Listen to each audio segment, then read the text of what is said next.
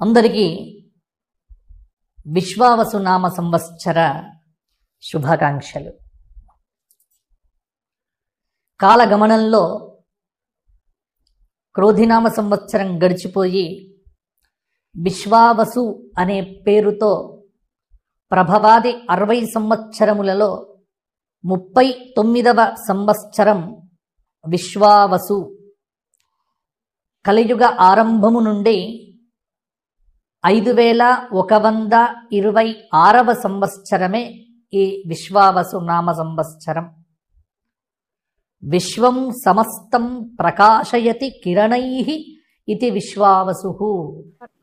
వృశ్చిక రాశి. విశాఖ 4 పాదం, అనురాధ 4 పాదాలు, జ్యేష్ఠ 4 పాదాలు కలిస్తే వృశ్చిక రాశి. ఆదాయం 14, వ్యయం 11, రాజ్యపూజ్యం 5, అవమానం 2. ఈ విశ్వావసు నామ సంవత్సరంలో వృశ్చిక రాశి వారికి బృహస్పతి 8వ స్థానంలో, శని 5వ స్థానంలో, రాహువు 4వ స్థానంలో, కేతువు 10వ స్థానంలో సంచారం చేయటం వల్ల కొంత గ్రహగతులన్నీ కూడా పరిశీలన చేయగా మధ్యస్థ ఫలితాలే అధికంగా కూడా కనిపిస్తూ ఉన్నాయి.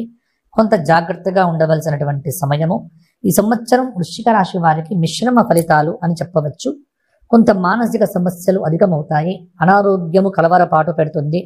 నిరుద్యోగులకు కష్టం మీద ఉద్యోగ ప్రయత్నాలు ఫలిస్తాయి. ఉద్యోగంలో ఉన్నటువంటి వారికి శుభ ఫలితాలు కలుగుతాయి.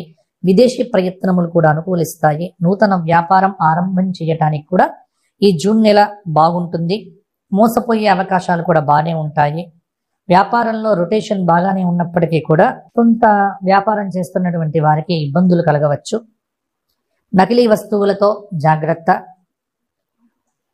కళారంగంలో, నాటక రంగంలో ఉన్నటువంటి వారికి మంచి అవకాశాలు కలిసి వస్తాయి. రైతాంగానికి ఈ సంవత్సరం అనుకూలంగా ఉంది. వాతావరణ సలహాలు, సూచనలు తీసుకొని పంటలు వేయడం ద్వారా మంచి ఫలితాలు వస్తాయి. కళా సాంస్కృతిక రంగాల్లో ఉన్న వారికి మంచి అవకాశాలు ఏర్పడతాయి. వృశ్చిక రాశి స్త్రీలకు కుటుంబ సౌఖ్యము, ఆనందము ఉంటుంది. పని ఒత్తిడి ఏర్పడుతుంది. మానసిక ఒత్తిడి అధికమవుతుంది. కొన్ని అవమానాలు ఉంటాయి.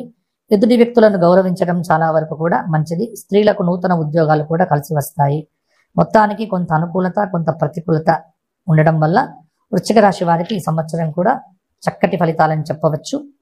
దత్తాత్రేయ సహస్రనామము, దక్షిణామూర్తి స్తోత్రపారాయణము, మాస శివరాత్రి వ్రత ఆచరణ వల్ల వృశ్చిక రాశి వారికి ఈ సంవత్సరం అనుకూలంగా ఉంటుంది.